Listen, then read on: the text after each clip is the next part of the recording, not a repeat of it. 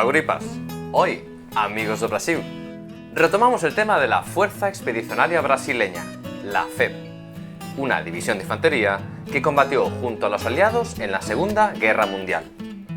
En el anterior vídeo nos quedamos en el momento en que los brasiñas, los soldados brasileños, fueron enviados a Italia, llegando las primeras tropas al puerto de Nápoles el 15 de julio de 1944. En el frente italiano combatieron tropas de unas 15 nacionalidades y muy diversas, desde neozelandeses, polacos, magrebíes, indios, sudafricanos. Así que la llegada de soldados brasileños no tenía por qué causar ninguna sorpresa, pero hubo un detalle que sí llamó la atención de los estadounidenses y que vemos reflejado en estas imágenes. No me refiero al ritmo de samba, sino que en una misma unidad se mezclaban por igual brasileños blancos, indígenas, japoneses y negros. Precisamente la presencia de negros contrastaba con el ejército estadounidense, por aquel entonces todavía segregado. Sin irnos muy lejos, por ejemplo, junto a la FEB se estrenó también en combate la 92 División de Infantería, una unidad formada por afroamericanos y conocida como los Buffalo Soldier. Una vez desembarcados, los brasileños del primer escalón, formado principalmente por el 6º Regimiento de Infantería, tuvieron tiempo, antes de ser destinados al frente, de entrenar durante casi 2 meses con las armas, material y vehículos estadounidenses con los que no habían podido practicar anteriormente en Brasil, cosa que los 2 restantes regimientos de infantería, el primero y el 11º, apenas pudieron hacer. Pero antes de contaros las principales batallas de la FEB, deberíais saber que cuando los brasileños llegaron a suelo italiano, los aliados ya habían tomado buena parte de la península itálica tras las invasiones del norte de África en 1942 y de Sicilia en 1943, invadiendo después la península y alcanzando Roma el 4 de junio de 1944. A todo esto hay que destacar que en septiembre de 1943 el gobierno de Italia se había roto en 2 naciones. Por un lado, el mariscal Pietro Badoglio dio un golpe de estado y firmó la paz con los aliados, mientras que los partidarios de Mussolini continuaron la lucha del lado del eje creando la República Social Italiana, la RSI, aunque más conocida como la República de Salò, ya que gobernaban desde esta ciudad del norte del país. Para el Reino Unido, el frente de Italia no era solo una oportunidad de atacar a Alemania por su retaguardia, sino que además se pretendía frenar la futura influencia que tendría la Unión Soviética en la posguerra en Europa Central.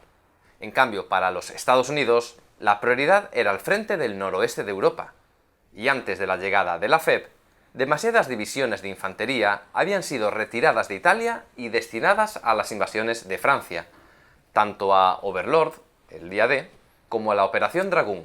Así se entiende la necesidad del envío de los brasileños para cubrir esos vacíos en el frente italiano, un frente que en temas de historia, tras la guerra, fue eclipsado por el del noroeste de Europa.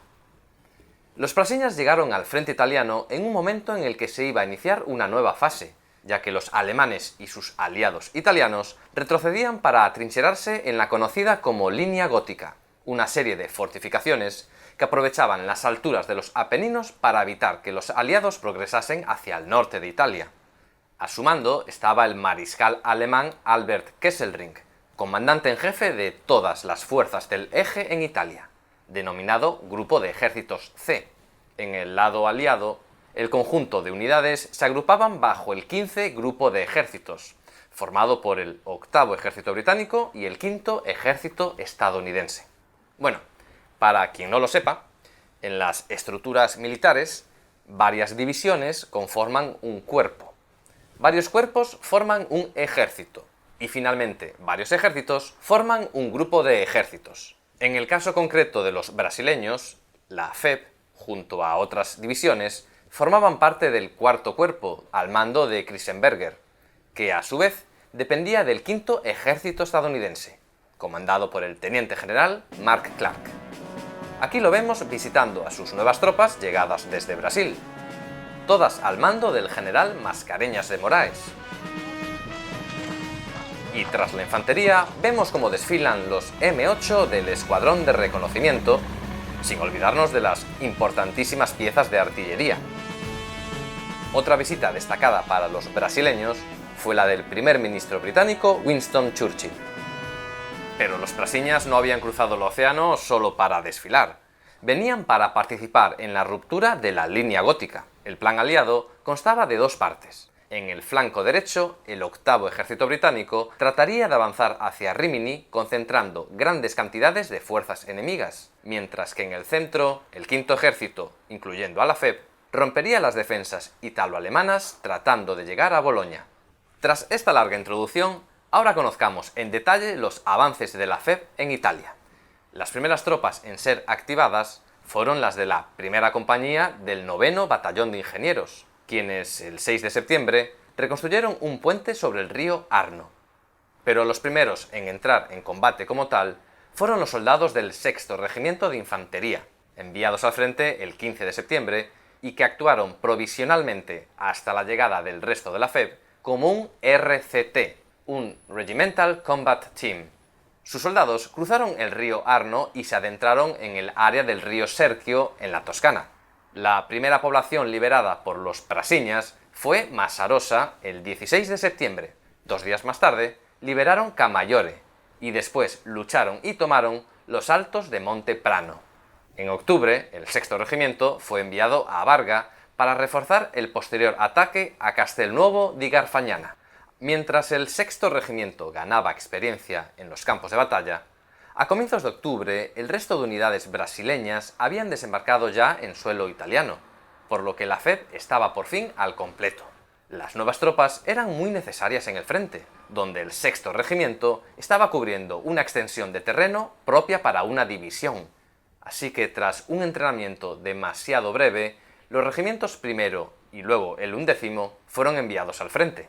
A estas alturas, la ofensiva aliada en Italia necesitaba una pausa y todo apuntaba a que iba camino de estancarse. Así que en previsión de la llegada del invierno, las tropas aliadas recibieron la orden de consolidar las líneas y esperar a la llegada de la primavera para lanzar una nueva ofensiva. Las tropas brasileñas cubrían uno de los sectores más críticos de los Apeninos, en torno al pueblo de Porretta Terme. Allí abajo pasarían el invierno observados por los alemanes, quienes controlaban las alturas, destacando el monte Belvedere y especialmente Monte Castello, la primera gran prueba para las tropas brasileñas. El nombre de Monte Castello está grabado a fuego en la historia de los brasiñas, y su captura se convirtió en casi una obsesión para los mandos brasileños.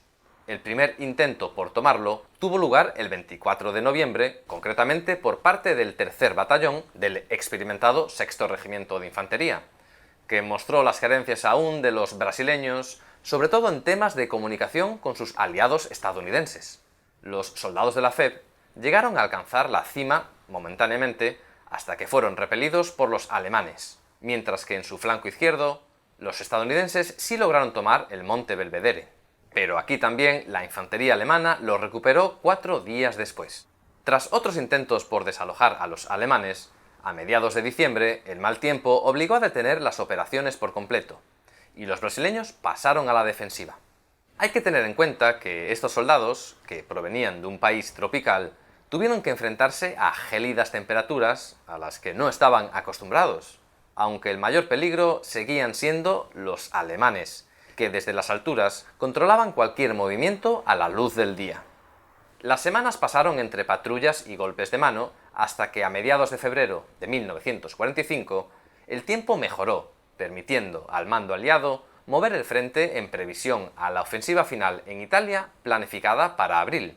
El cuarto cuerpo recibió la orden de atacar al oeste de la Ruta 64, la carretera principal norte-sur que pasaba por Bolonia, una zona fuertemente defendida por los alemanes desde puntos altos como el famoso Monte Castello. La toma de estas alturas recibió el nombre en clave de Operación Encore, repetición en inglés. A la izquierda de la FEB se desplegó la recién llegada 10ª División de Montaña estadounidense, con quienes se coordinarían en la ofensiva. En la noche del 18 de febrero, la 10ª División inició el ataque haciendo honor a su nombre, es decir, escalando escarpadas montañas, centrando su ataque hacia Monte de la Toracha. El día 21 de febrero, a las 5:30 de la mañana, sería el turno de la FEB, con el 1er Regimiento como fuerza principal, y a las 18 horas las primeras tropas brasileñas llegaban a lo alto de Castello. Tras casi 3 meses observando el monte desde abajo, los brasileños lograban por fin tomar las alturas y desalojar a los alemanes de Monte Castelo. En los días siguientes, brasileños y estadounidenses siguieron avanzando en ataques coordinados, tomando diferentes puntos altos, demostrando esta vez haber madurado como unidad de combate.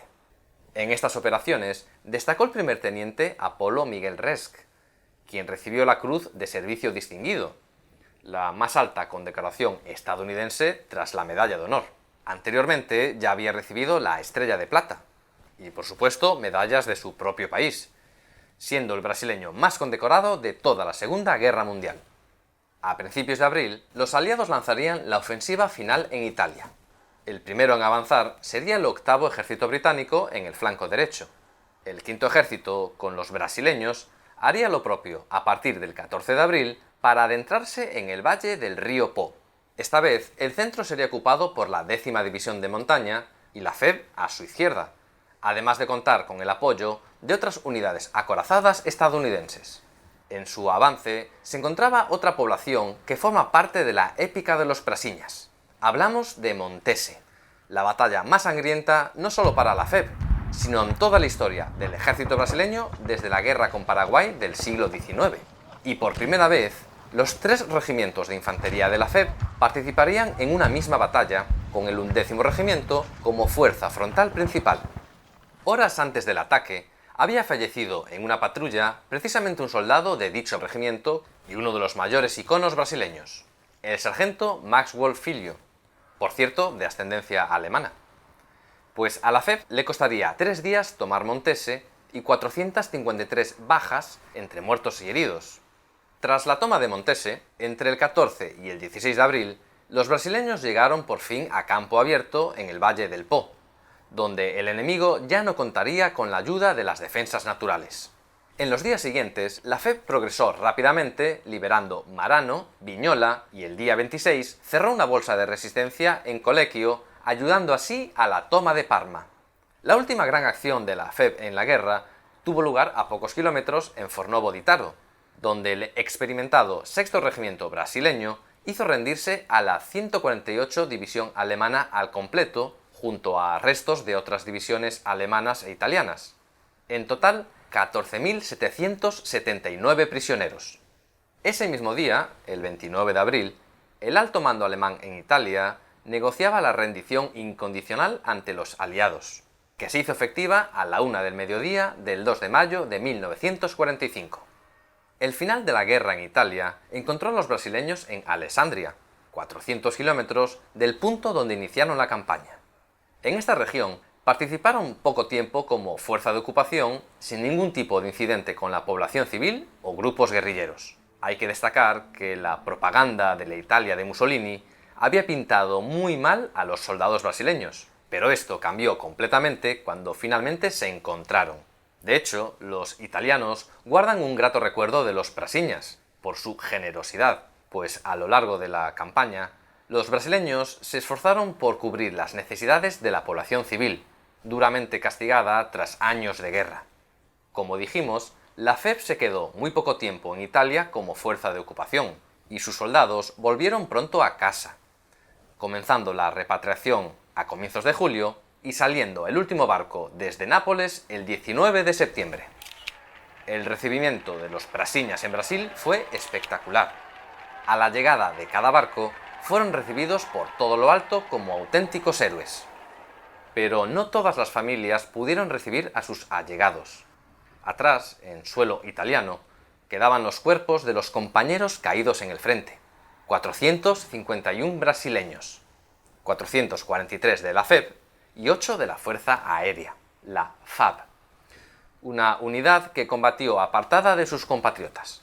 Todos juntos descansaban en un único cementerio militar brasileño inaugurado en Pistoia el 2 de diciembre de 1944.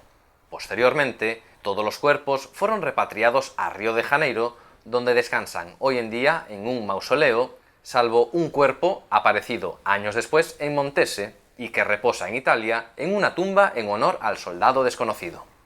Además, en los hospitales brasileños fallecerían un centenar de los varios miles de soldados heridos. La cifra total de víctimas brasileñas en la guerra, incluyendo a marineros y a civiles en los hundimientos de navíos, asciende en torno a los 2000 muertos. Por cierto, que aquí cabe una reflexión interesante. Los brasileños habían sido enviados a Europa para luchar contra regímenes totalitarios, mientras que en casa vivían bajo la dictadura de Getúlio Vargas. Pero bueno, poco más duró, pues Vargas fue depuesto a finales de octubre de 1945. Y hasta aquí este segundo vídeo sobre la FEB. Esperamos haberos descubierto este episodio no tan conocido de la Segunda Guerra Mundial y haberos contagiado el interés sobre la participación de los brasileños. Desde Tropa Guripa, esperamos que este vídeo sirva para darlo a conocer al gran público. Pues hasta aquí el vídeo de hoy, nos vemos en el siguiente y rompan filas.